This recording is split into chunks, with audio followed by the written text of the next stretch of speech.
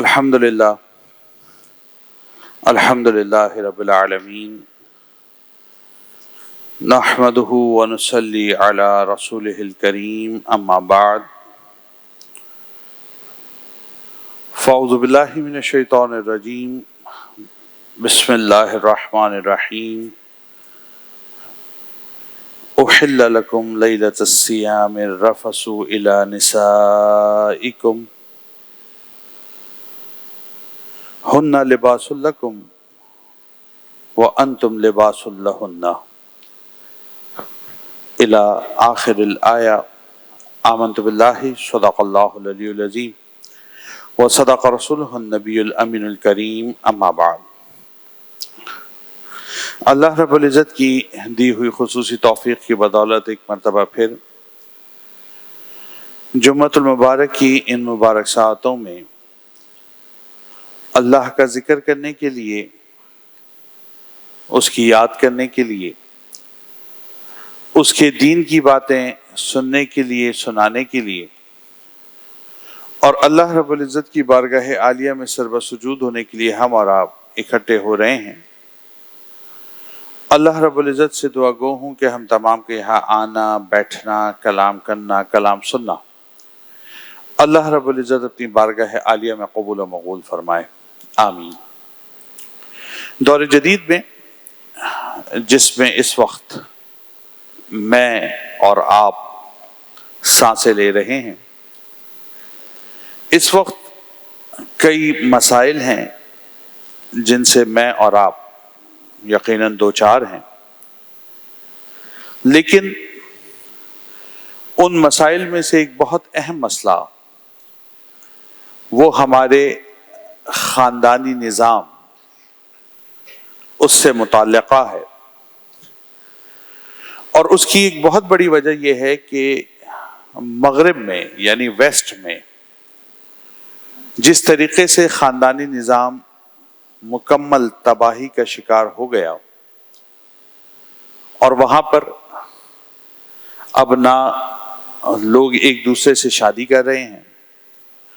اگر شادی کر رہے ہیں تو بچے پیدا کرنے پہ تیار نہیں ہیں، اگر بچے پیدا ہو رہے ہیں تو ان کی رسپانسبلٹی، ذمہ داری اس کو اٹھانے پر تیار نہیں ہے، اور اس سے متعلقہ کئی ایسے معاملات ہیں کہ جو دن بدن مغرب کے اندر بالخصوص بڑھتے چلے جا رہے ہیں۔ اب کیونکہ میڈیا کا دور ہے، سوشل میڈیا بہت ایکٹیو ہے، ڈیفینیٹلی پرنٹ میڈیا اپنا رول پلے کر رہا ہے،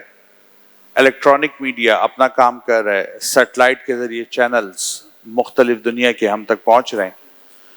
اور سیل فون ڈیوائسز تقریباً کم و بیش ہر دوسرے شخص کے پاس موجود ہیں۔ تو اس کا نتیجہ یہ ہو رہا ہے کہ وہ فکری یلغار جو مغرب کی طرف سے کی جا رہی ہے، اس کا بہت بڑا شکار آج ہماری قوم، ہمارا معاشرہ اور ہماری تہذیب بھی ہوتی جا رہی ہے۔ اس کے نتائج کیا ہیں؟ اس کے نتائج یہ ہیں کہ وہ خاندانی نظام جو کہ اسلام نے مجھے اور آپ کو دیا تھا، کہ جس کے اندر زوجین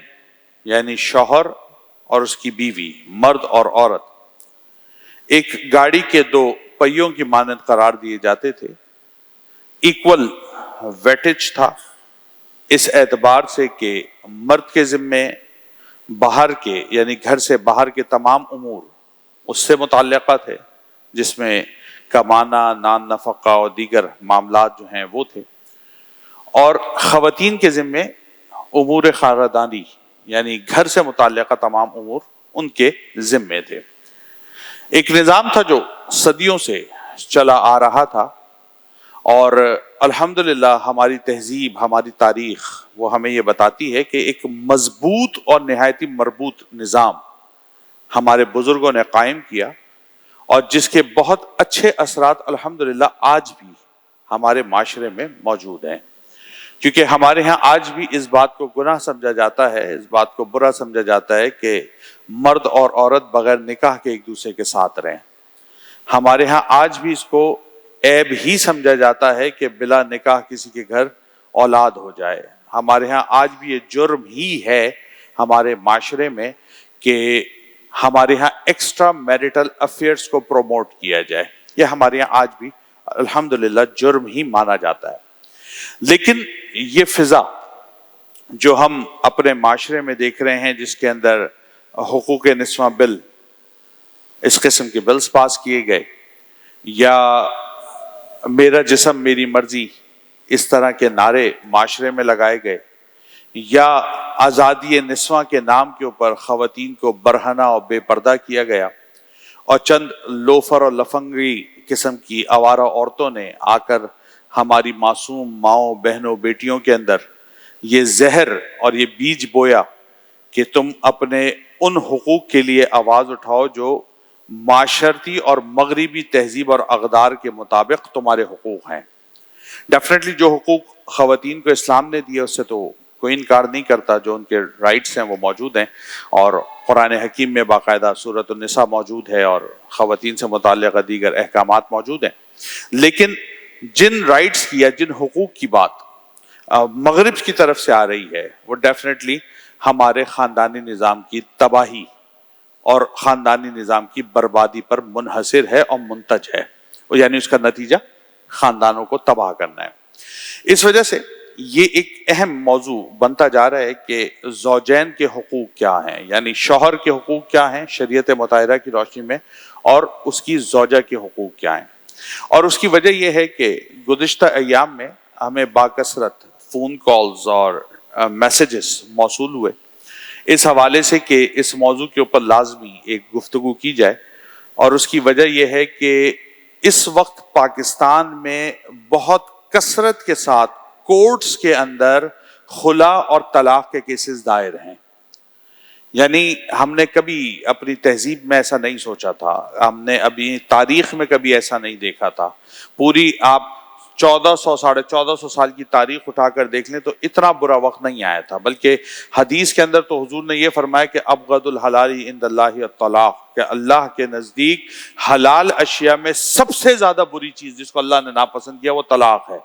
تو ہمارے ہاں خاندانوں میں طلاق کا رواج عمومی طور پہ نہیں تھا، ٹھیک ہے نا. اور ہمارے ہاں جو بیٹیوں کو نصیحت کی جاتی تھی وہ نصیحت یہ ہوتی تھی کہ اب تم اپنے گھر کی ہو گئی ہو، مر کے یہاں سے نکلنا. یہ مشہور جملے تھے، یہ کوئی ایسا نہیں ہے میں انوکھی آپ کو بات بتا رہا ہوں، یہ مشہور جملے تھے کہ اب تم اپنے گھر کی ہو گئی ہو. اس کا مطلب ہے کہ پچھلا گھر تمہارا نہیں تھا. ماں باپ اس کو پہلے دن سے سکھاتے تھے، ماں باپ اس کو پہلے دن سے یہ سمجھاتے تھے کہ تم اپنے ماں باپ کے گھر میں جو رہ رہی ہو یہ تمہارا اصلی گھر نہیں ہے. تمہارا اصلی گھر وہ ہے جہاں تم رخصت ہو کر جاؤ گی، تمہارے شوہر کا گھر ہوگا، اور وہ تمہارا پرماننٹ تمہاری ریزیڈنسی ہوگی جہاں پہ تم جا کے اپنی رہائش کو اور سکونت کو اختیار کرو گی. اور پھر ساتھ میں ملحقہ یہ جملے ہوتے تھے کہ اب مر کے وہاں سے نکلنا، اب جو کچھ ہے تمہارے معاملات وہاں پر ہیں. اگر زوجین میں اختلاف ہوتا تھا تو یقیناً گھر کے جو بڑے ہوتے تھے ان کو منتخب کیا جاتا تھا، وہ اس کے حوالے سے حکم بن کر فیصلہ کرتے تھے. اور ہمیشہ کوشش یہی ہوتی تھی کہ معاملہ محبت، پیار، اخلاق، رواداری کے ساتھ رفع دفع کرایا جائے اور زوجین کو آپس میں ملایا جائے، نہ کہ ان کو اشتعال دلایا جائے کہ اپنے حقوق کے خاطر اڑ جاؤ، اپنے حقوق پر ڈٹ جاؤ، اور اگر یہ سامنے والا تم سے راضی نہ ہو تو اس سے علیحدگی کو اختیار کر لو. ایسا نہیں ہوتا تھا، بلکہ تمیز کے ساتھ، تہذیب کے ساتھ، محبت کے ساتھ، مودت کے ساتھ، اخلاقیات کے ساتھ دونوں فریقین یعنی میاں کی اور بیوی دونوں کے گھر والے یہی چاہتے تھے کہ رشتے کو کسی طرح بچایا جائے، سنبھالا جائے، سنوارا جائے. لیکن جس وقت میں اس وقت میں اور آپ موجود ہیں اور جس وقت میں ہم یہ گفتگو کر رہے ہیں تو بڑے افسوس کے ساتھ ہمیں یہ کہنا پڑ رہا ہے کہ اس وقت معاشرے میں بہت تیزی سے یہ بگاڑ پیدا ہوتا جا رہا ہے کہ کورٹس کے اندر جو سیشن کورٹس ہیں اس میں باکثرت ہر ڈسٹرکٹ کے اندر باکثرت خلا کے کیسز جو ہیں وہ دائر کیے جا رہے ہیں خواتین کی طرف سے، ٹھیک ہے، ان کو آزادی چاہیے، اور کہیں پہ کوئی طلاق کا مسئلہ کھڑا ہوا ہے وہ چاہیے، اور ان سے متعلقہ امور جو ہیں مستقل وہ دن بدن بڑھتے چلے جا رہے ہیں. تو اس حوالے سے یہ ضرورت بہت زیادہ محسوس کی جا رہی ہے کہ اس موضوع پر کچھ گفتگو کی جائے کہ بھئی شریعت نے زوجین کے کیا حقوق بیان کیے ہیں، کیا ذمہ داریاں دی ہیں، اور کیا ایک دوسرے کے حوالے سے احکامات کو بیان کیا ہے. تو آج کے نشست میں ہم مختصراً اس حوالے سے آپ کی خدمت میں کچھ باتیں پیش کریں گے. سب سے پہلے جو آیت کریمہ سورہ بقرہ کی آیت نمبر 187 کا ایک جز میں نے آپ کی خدمت میں تلاوت کیا ہے، اس جز میں اللہ رب العزت زوجین کے اس تعلق کو نہایت ہی خوبصورت پیرائے میں بیان فرما رہے ہیں. ٹھیک ہے نا, کہ میاں بیوی کا جو رشتہ ہے, زوجین کا جو آپس میں رشتہ ہے, اس رشتے کا حسن کیا ہے, اس کے الفاظ جو قرآن حکیم نے بیان کیے نہایت ہی حیرت انگیز اور نہایت ہی حسین الفاظ ہیں. قرآن کہتا ہے ہن لباس لکم وانتم لباس لہن, کہ وہ یعنی تمہاری ازواج وہ تمہارے لیے لباس ہیں اور تم ان کے لیے لباس ہو. یعنی میاں بیوی کا جو تعلق ہے, قرآن اس کو ایک دوسرے کے لیے لباس جو میں اور آپ زیب تن کرتے ہیں, اس لباس سے تشبیہ دے رہے ہیں. اس سے کیا مراد ہے؟ اس سے مراد یہ ہے کہ لباس کی عمومی طور کے اوپر 3 خصوصیات ہیں جو بیان کی جاتی ہیں, 3 وصف ہوتے ہیں. سب سے پہلی چیز, لباس انسان کے باطنی اور پوشیدہ عیوب اور نقائص کو چھپا دیتا ہے. یعنی انسان کے جسم کے وہ حصے جس کو ظاہر کرتے ہوئے انسان کو شرم محسوس ہوتی ہے, جن کو ظاہر کرتے ہوئے انسان کو حیا محسوس ہوتی ہے, جن کو ظاہر کرتے ہوئے انسان کو بے عزتی اپنی محسوس ہوتی ہے, لباس کا خاصہ یہ ہوتا ہے کہ لباس ان تمام پوشیدہ حصوں کو ڈھانپ کے رکھ دیتا ہے. یہ پہلا وصف ہوتا ہے لباس کا. لباس کا دوسرا وصف یہ ہوتا ہے کہ انسان کے حسن و جمال میں اضافے کا باعث بنتا ہے. یعنی ایک شخص جو برہنہ ہو اور ایک شخص جو باوقار لباس میں ہو, چاہے وہ مرد ہو یا وہ عورت ہو, اگر اس نے باوقار حیاداری کا لباس پہنا ہوا ہے تو ہمیشہ وہ زیب تن لباس جو ہے اس کے حسن میں اضافے کا باعث بنتا ہے اور اس کے حسن کو بہتر کر کے, اچھا کر کے, اعلیٰ کر کے, عمدہ کر کے, معیاری کر کے اس کو لوگوں کے سامنے پیش کرتا ہے. اور تیسری خصوصیت جو لباس کے اندر ہوتی ہے وہ یہ ہوتی ہے کہ لباس ہمیں سردیوں میں سردی سے اور گرمیوں میں دھوپ اور تپش سے بچانے کا کام کرتا ہے. یعنی جو لباس ہم پہنتے ہیں تو سردیوں میں جب آپ جیکٹس اور کوٹس لے لیتے ہیں, یا تپتی ہوئی گرمی میں جب آپ قمیص پہنے ہوتے ہیں اور وہ آپ کے جسم پر براہ راست دھوپ کو لگنے سے اور لو کے تھپیڑے کو لگنے سے بچاتی ہے, تو یہ لباس کی ایک اور خصوصیت ہوتی ہے. اس کا ایک تیسرا بڑا اہم وصف ہوتا ہے کہ وہ سردیوں میں سردی سے اور گرمیوں میں گرمی سے اپنے پہننے والے کو بچاتا ہے. اور یہی تینوں وہ صفات ہیں جو زوجین کے اندر بدرجہ اتم موجود ہونی چاہیے قرآن حکیم کی اس آیت مبارکہ کی روشنی کے اندر. اس سے کیا مراد ہے؟ اس سے مراد یہ ہے کہ پہلی بات کہ لباس انسان کے جسم کے نقائص کو چھپاتا ہے. اس سے مراد یہ ہے کہ زوجین پر یہ لازم ہے, یعنی میاں بیوی, مرد عورت, شوہر اور بیوی دونوں پر یہ لازم ہے کہ اپنے ساتھی کے عیوب کو دنیا کے اوپر ظاہر ہونے سے بچائیں. اپنے جو پیئر پارٹنر ہے, جو ساتھی ہے, جو اسپاؤس ہے, یعنی شوہر کے لیے بیوی اور بیوی کے لیے شوہر, ان دونوں پر یہ لازم ہے کہ اپنے پارٹنر کے جتنے بھی عیوب ہیں, چاہے وہ کوئی بھی ہوں, وہ اس کے کوئی جسمانی مسائل ہوں, وہ اس کے روحانی مسائل ہوں, یا وہ اس کے علاوہ اس کے اخلاقی مسائل ہوں, یا اور کسی بھی قسم کے مسائل ہوں, یہ دونوں زوجین پر لازم ہے کہ ان عیوب کو لوگوں کے اوپر کسی صورت بھی ظاہر نہ کریں.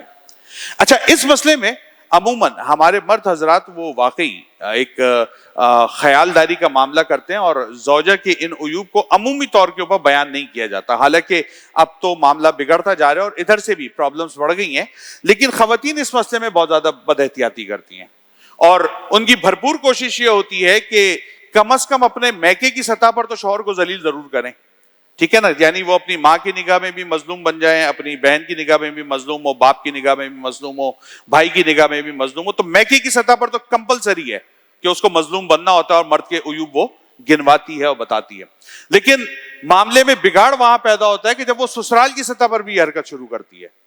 اور اپنی ساس کے سامنے بھی اپنے شوہر کو ذلیل کرتی ہے, سسر کے سامنے بھی اس کو ذلیل کرتی ہے, اپنی نندوں کے سامنے بھی اس کا تذکرہ کرتی ہے, اور اپنی دیورانیوں اور جٹھانیوں کے سامنے بھی جب یہ مسئلہ شروع کرتی ہے تو یقیناً یہ وہ باتیں ہوتی ہیں جو مرد کے لیے پھر ناقابل برداشت ہوتی جاتی ہیں. اور اس کا نتیجہ کیا ہوتا ہے؟ اس کا نتیجہ یقیناً جو کمرہ ہے اس کا جو ماحول ہے اس میں پھر بگاڑ پیدا ہوتا ہے، اس میں پھر سختی پیدا ہوتی ہے، پھر اس میں تنگی پیدا ہوتی ہے، پھر ذرا رواداری کے معاملات ختم ہونا شروع ہوتے ہیں، اور نتیجہ یہ ہوتا ہے کہ جس طرح سے اس نے نقائص کو بیان کیا ہوتا ہے، ایک وقت آتا ہے کہ مرد مجبور ہو کر پھر اس کے نقائص کو کھولنا شروع کرتا ہے، اور عمومی طور پر یہ دیکھی گئی ہے کہ وہ نقائص پھر ذرا زیادہ گھناؤنی نوعیت کے ہوتے ہیں، جس سے گھر کے اندر حالات اور معاملات اور رشتے کے اندر واضح دراڑیں محسوس ہوتی ہیں۔ تو اگر خواتین اس موقع پر تھوڑی سی سمجھداری کا مظاہرہ کریں، یہ بات کیونکہ ہماری آن ریکارڈ ہے اور ہماری ویڈیو سرکولیٹ بھی باکثرت ہوتے ہیں، تو خواتین کے لیے نہایت ہی اہم بات ہے کہ اگر وہ اس وقت کے اوپر اپنی زبان کو ذرا سا قابو کر لیں اور اپنے شوہر کے ان نقائص کو جو فقط اس کے اوپر آیا ہیں اس کو لوگوں پر آیا کرنے، اور بالخصوص اپنے اہل خانہ اور شوہر کے اہل خانہ پر کھولنے سے گریز کریں، تو ان کے گھر کے حالات کے اندر بہت حد تک بہتری اس میں جو ہے وہ واقع ہو سکتی ہے۔ اور اپنے شوہر کو بدنام کر کے آپ کیسے نام کما سکتی ہیں،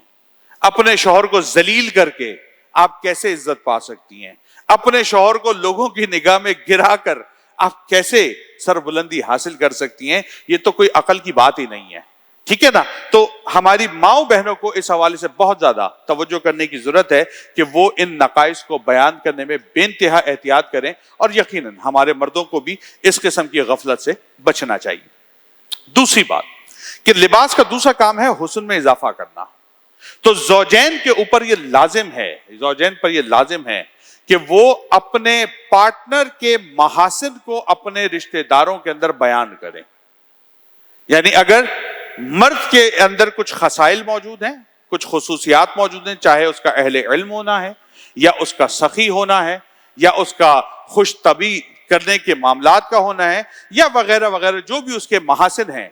اگر خواتین اس کو لوگوں میں بیان کریں، اور اسی طرح مرد اپنی زوجہ کے وہ معاملات جو اس کے اہل خانہ کے اندر متعارف کرانا شرعی حدود کے مطابق جائز ہیں، کہ وہ کھانا بہت اچھا پکاتی ہے، وہ خدمت گزاری بہت اچھی کرتی ہے، وہ بچوں کی نشو و نما بہت اچھی کرتی ہے، گھر کے معاملات کو بہت سلیقہ مندی سے چلاتی ہے، گھر کے خرچوں کے معاملات میں بہت اچھی ہے، اگر ان کو محاسن کو بیان کریں تو وہ جو پہلی چیز ہم نے نقائص کو چھپانا ہے، یہ بالکل اس کا رد ہے کہ اس کے محاسن کے بیان کرنے سے دونوں فریقین کے اندر محبت اور مودت یہ بڑھتی چلی جاتی ہے، اور یہ رشتہ مضبوط سے مضبوط تر ہوتا چلا جاتا ہے۔ اب اس میں جو اہم بات ہے وہ یہ ہے کہ جو شوہر ہے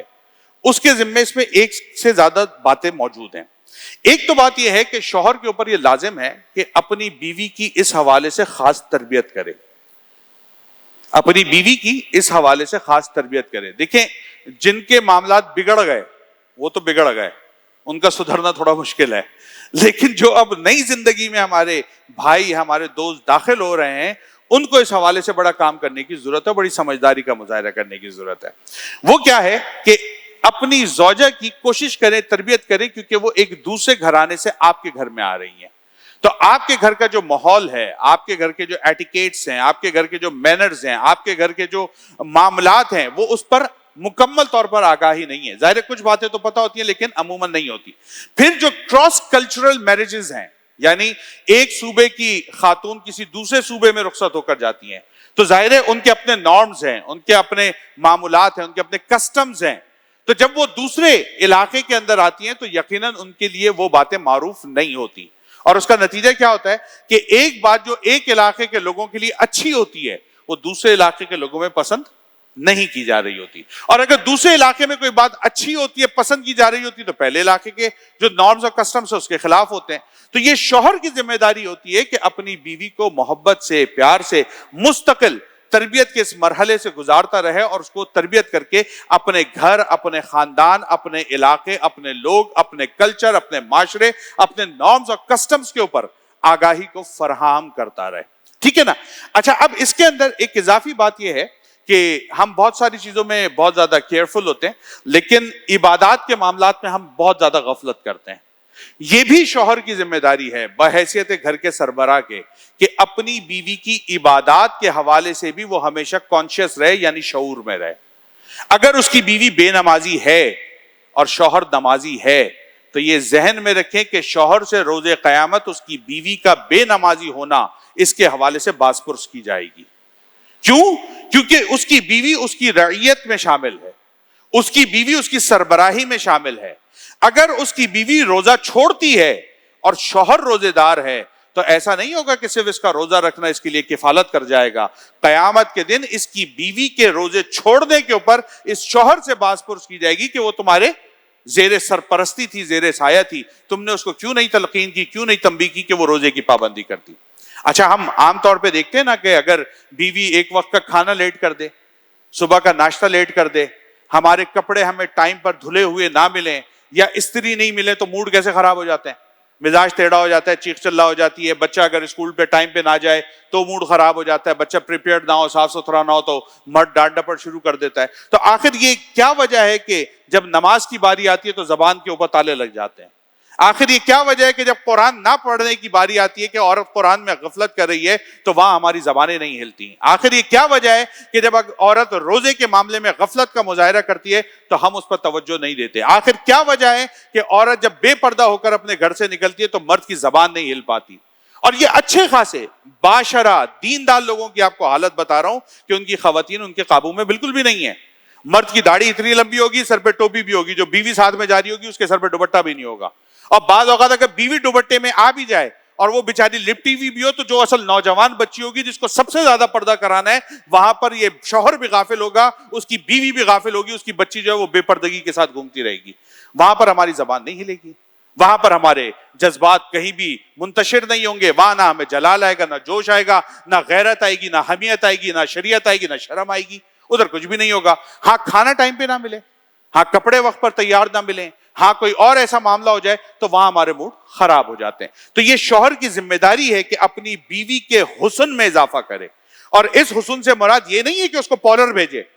اس حسن سے یہ مراد نہیں ہے اس کا فیشل کرائے, اس حسن سے یہ مراد نہیں ہے کہ اس کے بال ترشوائے, اس حسن سے یہ مراد نہیں ہے کہ اس کو ہمیشہ زرق برق لباس پہناتا رہے, بلکہ اس کے مراد یہ ہے کہ اس کے اخلاقیات میں اس کی تربیت کرے, اس کی روحانیات میں اس کی تربیت کرے, اس کے معاملات میں اس کی تربیت کرے, اس کے عبادات میں اس کی تربیت کرے. ان تمام مسائل کے اندر جو اس کی بد زبانی ہے, بد اخلاقی ہے, ان تمام معاملات میں اس کی تربیت کرے اور اس کے حسن میں اضافہ کرے. یہ شوہر کی ذمہ داری ہے جو شریعت مطہرہ نے اس کو تفویض کی ہوئی ہے.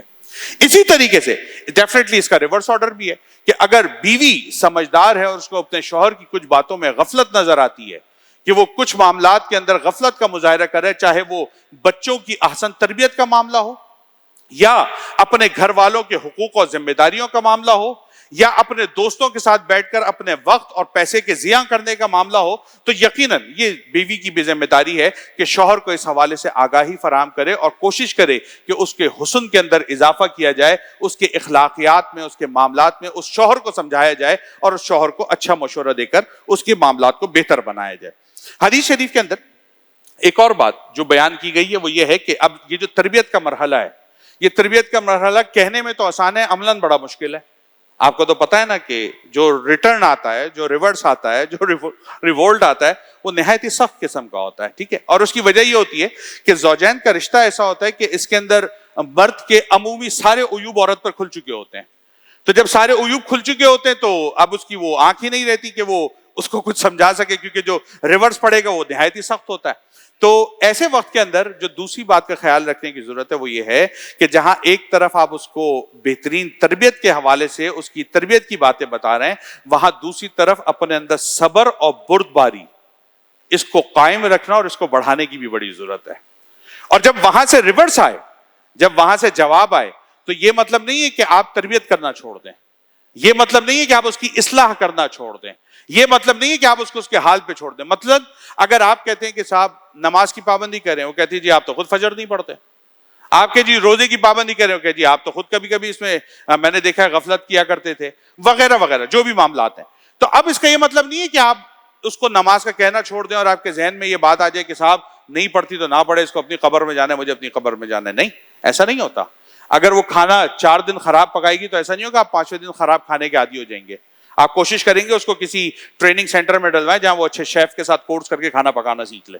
ٹھیک ہے نا. اسی طریقے سے اگر اس کے اندر کوئی اور مسئلہ موجود ہے تو ایسا نہیں ہوتا آپ اس کو اس کے حال پہ چھوڑتے ہیں, بلکہ کوشش کرتے ہیں ان معاملات کو بہتر بنایا جائے. بالکل اسی طرح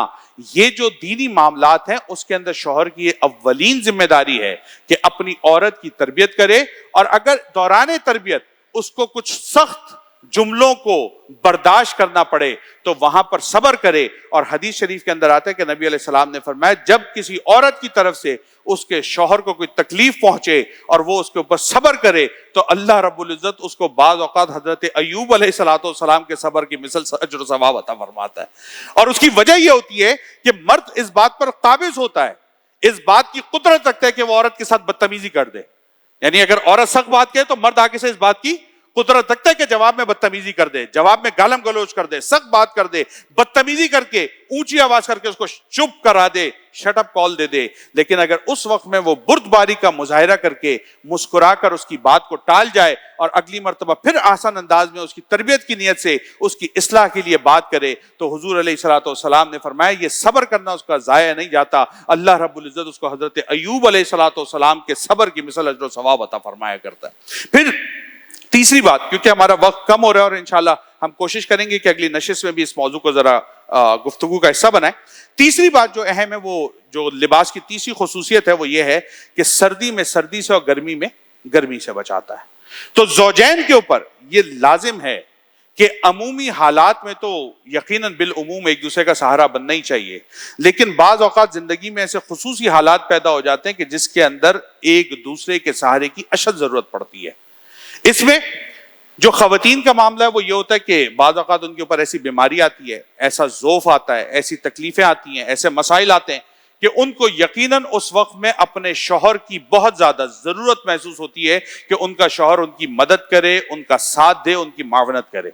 اور عمومی مزاج مردوں کا یہ دیکھا گیا ہے کہ وہ اس معاملے میں غفلت کا مظاہرہ کرتے ہیں. جب ان کی بیوی بیمار ہوتی ہے تو وہ کہتے ہیں بھائی بیماری اپنی جگہ, مجھے کھانا وقت پر چاہیے. اگر وہ تکلیف میں ہوتی ہے تو جواب ملتا ہے تکلیف اپنی جگہ, میرے کپڑے ریڈی ہونے چاہیے. اگر اس کے ساتھ کوئی اور مسئلہ ہے, چاہے وہ اس کی ذاتی کوئی مسائل ہوں یا دیگر مسائل ہوں, وہ انتشار کا شکار ہے, ذہنی خلفشاری کا شکار ہے, تو مرد ان باتوں کو قطع نظر رکھتے ہوئے اپنی ضروریات اور حاجات کو فوکس کر کے بیٹھا ہوتا ہے کہ میرے سارے کام ہونے چاہیے, باقی تم جانو, تمہاری بیماری جانے, تمہارے کام جانے. تو یہ وہ گھٹیا حرکت ہے جو عمومی طور کے اوپر ہماری طرف سے کی جا رہی ہوتی ہے, جس کے نتائج یہ ہوتے ہیں کہ ہماری محبت, ہماری عزت, ہمارا مقام, ہماری شان عورت کے دل سے گھٹتی چلی جاتی ہے اور وہ ہمیں گھٹیا انسان سمجھ کے ڈیل کرنے لگ جاتی ہے کہ جب اس کو میری پرواہ نہیں ہے, اس کو میرا خیال ہی نہیں ہے, میں اس کے لیے کپڑے دھوں, میں اس کے لیے کھانے پکاؤں, میں اس کے بچوں کی پرورش کروں, میں دن بھر اس کے گھر کی چوکیداری کروں, اور اس کو اتنی تمیز اور لحاظ بھی نہیں ہے کہ میں بیمار ہوں تو میرے ساتھ محبت کے دو بول بول دے. یہ وہ غفلت کا طریقہ ہے جو مردوں کی طرف سے ہوتا ہے, جس پر ہمیں اجتناب کرنے کی ضرورت ہے. اور ڈیفینیٹلی کچھ چیزیں ہیں جو اس کے وائس ورسا ہیں اور جس کے اندر ہماری خواتین جو ہیں ان کو بہت زیادہ غور و فکر کی ضرورت ہے. اور بالخصوص اس وقت جن معاشی حالات سے میں اور آپ دوچار ہیں, اس میں ہماری خواتین کو اپنے شوہروں کے ساتھ نہایت ہی تعاون کرنے کی ضرورت ہے. اپنی بیجا خواہشات, اپنی بیجا عیاشیاں اور اپنی بیجا نفسانی چاہتوں کو اس وقت شدید قابو کرنے کی ضرورت ہے. ٹھیک ہے نا, یہ کوئی طریقہ نہیں ہے کہ آپ سارا دن جو ہے گھر میں اے سی چلا کے بیٹھی ہوئی ہیں, ساری رات اے سی چل رہے ہیں اور بل لاکھوں کے آ رہے ہیں اور مرد پریشان ہے, اس کو پے آف کہاں سے کروں گا. اس کی کوئی ضرورت نہیں ہے کہ ہر شادی کے لیے آپ کو ایک نیا جوڑا چاہیے. اس کی کوئی ضرورت نہیں ہے کہ ہر شادی اور عید بقرعید میں آپ کے بچوں کے 4 جوڑے بننے چاہیے. اس کی کوئی ضرورت نہیں ہے کہ آپ جب بھی آپ کے گھر مہمان آئے تو آپ کو اس کو بھر کے تحفے تحائف دینے چاہیے, اور آپ کسی کے گھر جائیں تو وہاں آپ کو بھر کے تحفے تحائف لے کر جانے چاہیے. یہ باتیں آپ کو شاید آپ کے خاندان میں اپنا سٹینڈرڈ بنانے کے لیے بہت اچھی لگتی ہوں, لیکن وہ مرد جو حلال محنت اور مشقت کے بعد چند روپے کماتا ہے, اس کے دل کے اوپر وہ کتنا گرا گزر رہا ہوتا ہے, یہ صرف وہی جانتا ہے. تو برائے مہربانی خواتین سے اس حوالے سے گزارش ہے کہ آپ بھی مرد کے ساتھ تعاون کریں, اور وہ تعاون یہ ہے کہ بیجا خواہشات کو قابو کریں تاکہ مرد حرام خوری سے بچے, حرام کمانے سے بچے, رشوت خوری سے بچے, سود خوری سے بچے, اور رزق حلال رزق طیب کما کر آپ کا اور آپ کے بچوں کا پیٹ پالے, تاکہ احسن طریقے سے وہ بھی حلال زندگی گزارنے والا اور آپ کے لیے بھی حلال کا رستہ اور سامان میسر کرے. تو آج کی گفتگو میں ہم بات کو یہاں تک روکتے ہیں, اور انشاءاللہ جو آئندہ جمعۃ المبارک ہوگا اس میں ہم کوشش کریں گے کہ شوہر کی کچھ ذمہ داریاں اور اسی طرح بیوی کی کچھ ذمہ داریاں اس کے حوالے سے کچھ باتیں کریں. اللہ رب العزت سے دعا ہے ہمیں ان باتوں کو سمجھ کر اس پر عمل کرنے کی توفیق پر رحمت فرمائے, اور اسلام نے جو ہمیں خاندانی نظام دیا ہے اور جو ذمہ داریاں تفویض کی ہیں ان کو کما حقہ ادا کرنے کی ہمیں توفیق اور رحمت فرمائے. وآخر دعوانا ان الحمد للہ رب العالمین.